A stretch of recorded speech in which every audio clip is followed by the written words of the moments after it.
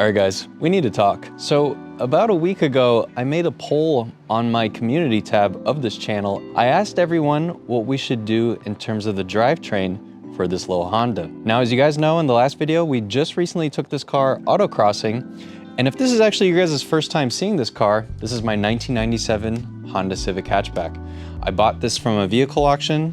It was in really terrible shape. It was actually categorized as a biohazard. It was really disgusting on the inside and it had no key, and I ended up rolling the dice, and here it is today. Now, what I wanna do is I wanna start planning out the drivetrain, because as it sits right now, it seems to be a little bit of a limitation that I currently have if I want to take this thing more seriously when it comes to taking this out to the track. It started out as something that I thought was just gonna be an OEM plus build, but I've been honestly getting a little carried away because I actually genuinely enjoy working on these old Hondas. It's a great platform, especially if you want something that's lightweight, front wheel drive, that is very dynamic in the handling characteristics with the double wishbone suspension, and something that you can feel confident that it will be somewhat reliable. Now, in this case, we've been making some upgrades to it, as you know. It's sitting on coilovers. We swapped out the seats with a set of Corbeau seats. I just recently did the MOMO Monte Carlo steering wheel, hybrid racing short shifter, DC sports cold air intake, and the list really goes on. All of those modifications don't really do anything in terms of power. So that's the one thing with this car. I put this on the dyno just to get a baseline of where it's currently at right now, and it's at about 97 to 98 horsepower and 100 torques. Which is fine, you know, on the street. It's such a light car. I think these cars maybe weigh what, 2,400 pounds. So just because it's so light, you actually don't need that much power. But when it comes to other situations, like if I wanted to take this road racing, for example, that's a whole different conversation. So what I actually have behind me is a whole bunch of boxes sitting on the ground of some stuff that I would have to be a part of my master plan with this. I do want to bring you guys with the idea of being open to your guys' feedback. I mean, you guys left hundreds of comments, and I really appreciate all the stuff that you guys were saying, because it's super helpful just for me to know what you guys like, what you guys don't like. Because there's so many different scenarios of what you could do with these Civics. It's really, the possibilities are endless with this type of stuff. And as you know, I've been working on this. I've been working on the E36.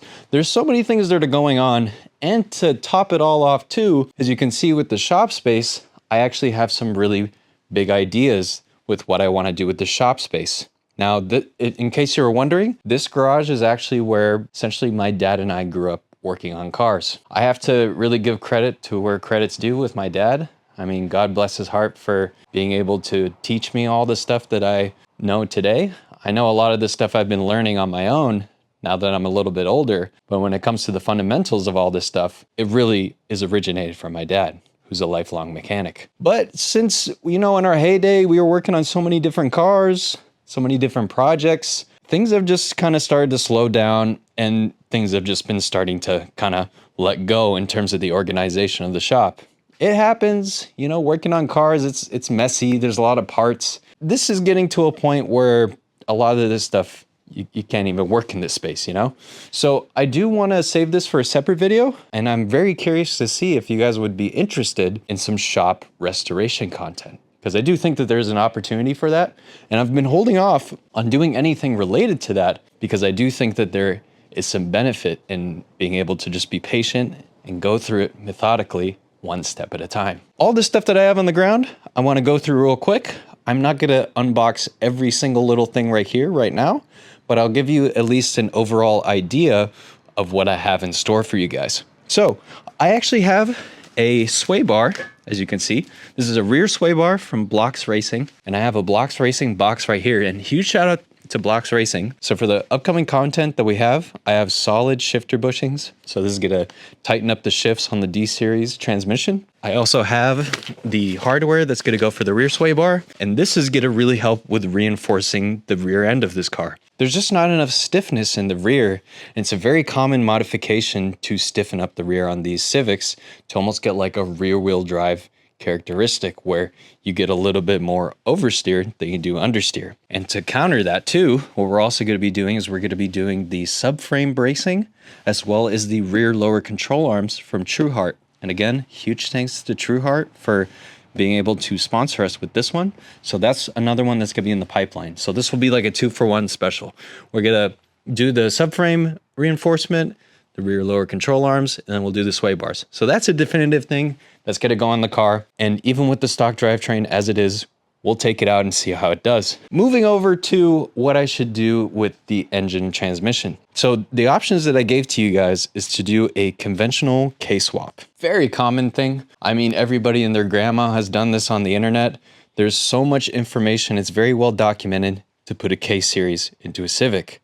It's so well optimized that it's almost a plug and play solution. And what I actually did a very long time ago is I went and I got a full K-swap kit from Hybrid Racing.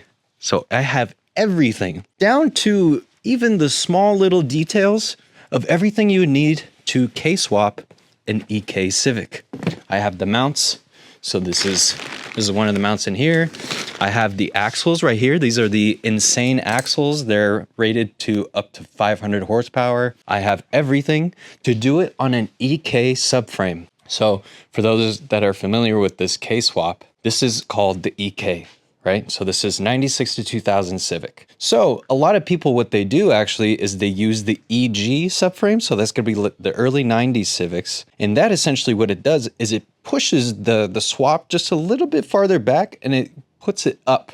Because when you use the EK subframe, since the engine is essentially going to be rotated like this, it's going to be pushing a little bit forward and there's going to be more room up here, which is actually kind of good for other variations. If you wanted to boost the car, for example, you could put a turbo up here. But in that case, the engine sits a little bit lower. Something to think about too. But it's the ultimate plug and play solution if you want to keep the EK subframe. But there's a lot of benefits to doing the EG subframe. It's just a little bit more work and a little bit more prep.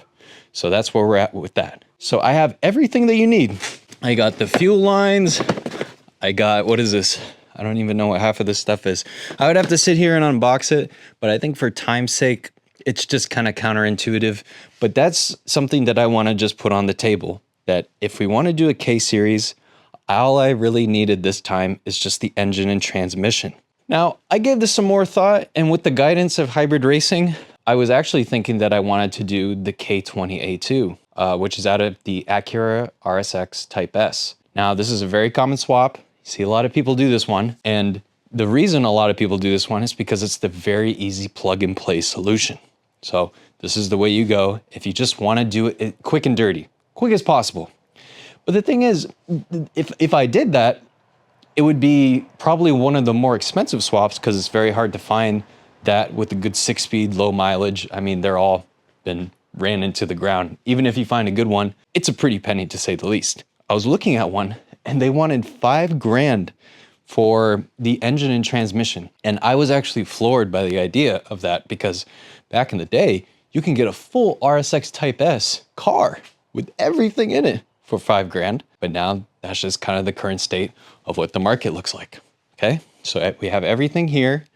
And I was thinking the better way to go about this would be to do something budget oriented. So this is maybe getting a K24A from a Honda Odyssey, for example, and then made it up to the K20Z3, which has the factory LSD, which is very beneficial, especially if you're going to be taking this thing out road racing. But the one thing that I want to preface this by saying is this drivetrain, especially the D series, it's such a shame because the engine runs so good that it makes me not want to just tear this out, right?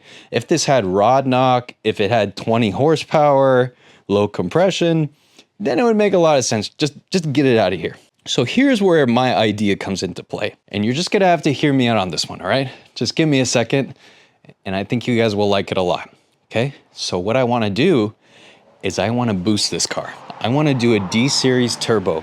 Before go K-Series, I feel like this is the end goal, essentially getting there. I think it would be really fun to experiment with the idea of boosting this car. Okay, so we get the turbo kit, and the great thing, you know, man, I'm so blessed that I've actually previously worked with max speeding rods. So we have max speeding rod coilovers on this car. It's got the T7s on it right now. And I reached out to them and I said, hey, I want to do a turbo kit from max speeding rods in the low Honda. And they loved it. But the only catch is it's out of stock. Patiently waiting to see how long it will take to get it back in stock, because if that's the case, then I'm very keen on it, because I think it would be really fun. And I think taking this to Ant's Community Garage to be able to put on the turbo manifold, I think the scariest thing, honestly, is just going to be tapping in to make the return line into the oil pan. So that requires, dropping the oil pan, cleaning it all up, drilling into it, tapping in, getting all that set up, the fuel pressure regulator. But it's a full kit. It has everything. It has the intercooler, the turbo. It would be really awesome. And maybe even doing some sort of fabrication work where maybe instead of having the exhaust go out the traditional way, maybe we have it come out the side, or maybe we go to the junkyard and we could just cut a hole right here and make it come out the top. I know that would just be absolutely ridiculous. I think I still want to keep it looking half decent. But again, the possibilities are endless, and it would just be really fun to get into the scene of kind of learning how to do more tuning behind it as well. I don't know if I want to be the full guy with the Honda with the laptop, but honestly, that would be really, really cool. Not to disregard anything with the K-Series stuff, I do feel like there's a lot of benefit here, but again, it's a well-documented thing. A lot of people are doing it now, and that's great. And I feel like that's kind of where the future is at. And I also noticed too that a lot of you guys were saying to do stuff like, oh, you can change out to the Y7 or the Y8 intake manifold. So this is a D16 Y7 for people that are not very proficient in these engines. So the Y7 has a different setup for the intake manifold. As you can see, it's kind of protruding up, whereas with the Y8 came on the Civic EXs, it's a little bit more free-flowing. So this might be a limiting factor just in this one juncture right here, because the air has to kind of take an angle as it comes down here. But I don't know how beneficial that would be if we're just going to do a turbo kit. I think, doing the turbo kit, replacing the clutch for sure. I think this must be the original clutch. It's not the most confidence inspiring. You definitely can't slam gears with this one. So I think upgrading the clutch, pressure plate, flywheel, all that good stuff, go through the engine, have fun with it. Just put some moderate amount of boost on it. Don't have to go too crazy. I mean, the turbo itself, when you see it in the max speed and rod turbo kit, it's like, it's so cute and small. But the nice thing about small turbo is it spools up very quickly, which would be nice in an autocross situation, because that's really all you need. You just need that instant power. It's not going to make this a fire-breathing monster or anything, but I think it'll be a really good learning experience, especially for all you guys out there that are already kind of doing EK builds. And shout out to all of you that have been hitting me up on Instagram when it comes to anything Honda related. I think it's really cool to connect with you guys in the community. And speaking of community, I also have my Discord server if you want to learn more about that stuff. And I'll make sure to have that all linked down below. One thing that I did forget to also mention too is that I have the Ghost Key from Jordan Distributors. Now, you might be asking yourself, what is the Ghost Key?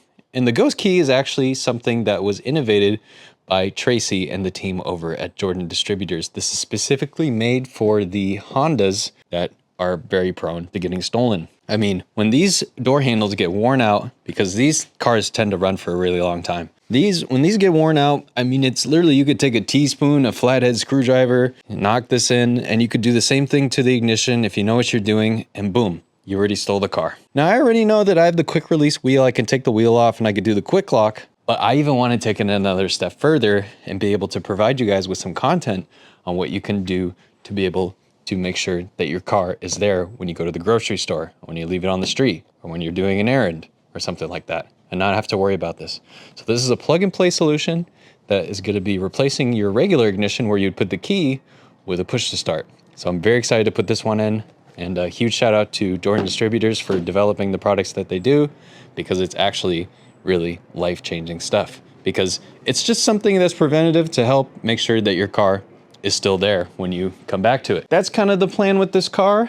I can go into a more in-depth unboxing of all this stuff if you would like, but I think I want to kind of leave this a little bit more open-ended just to kind of hear your guys' thoughts on what you think we should do with the Civic. I think it would be really fun to be able to document the entire process of getting the drivetrain up to snuff, whether it be with the K-Series, D-Series, Turbo. I mean, even some of you guys were mentioning too B-Series, and here, check this out. Behind all this stuff that's on the side of the shop, check this out. Look, I have a perfectly good B-Series cylinder head. It has literally everything. This is all the hardware that's right here. This is a non-VTEC, so this is out of a Integra LS I think this was maybe from like a 96 or something. Absolutely nothing wrong with it. If you wanted to, you could just go find a B20, B18 block, mate these together, get a good head gasket, maybe take this to the machine shop, make it nice and smooth, clean it all up, make it look nice, get it ready to mate in here. But then I think we'd also have to get a transmission. There would be more steps involved. I know it's not just like plug and play, but I have so much stuff just laying around here, man. And I mean, I'll even open this up to anybody too. If you're looking for stuff for a Subaru, for example, like all this stuff is Subaru parts. I have cylinder heads, I have short blocks in the back. I mean, there's so much stuff here. And I think maybe what I'll have to do is I'll make like an eBay page, because there's actually some gems in here. I know you probably can't tell, it's just like a sea of all kinds of stuff going on. But trust me, there's some good stuff in there. The possibilities, again, are really endless. I think if it comes in stock, I would be very keen to at least experiment with the idea of putting a D16 turbo kit on this. But again, let me know what you guys think in the comments. I think this is gonna be one of those videos where it's gonna be really beneficial just to get your guys' feedback on all this stuff. But regardless, I do really appreciate you guys whenever you guys take the time to look at this stuff, check it out. And for all the Honda fans out there and all the Honda enthusiasts, I really love doing this stuff. And as you know, we have this, and then we have my friend's GSR, upcoming content with that as well. And I just don't really think that Hondas will ever really go away from this channel. Or at least I hope not. Even though we've been working on the E36, I do want to give an honorable mention to the E36. I have some updates with that one as well. But I think for today, I'm getting tired of talking, so I'm going to let you guys go. But I do really appreciate you guys. If you want to check out the links down below, if you want to get 5% off of everything on hybrid racing, join the Bendaga team. There's all that stuff listed down there below. I'll see you guys in the next one. Take care.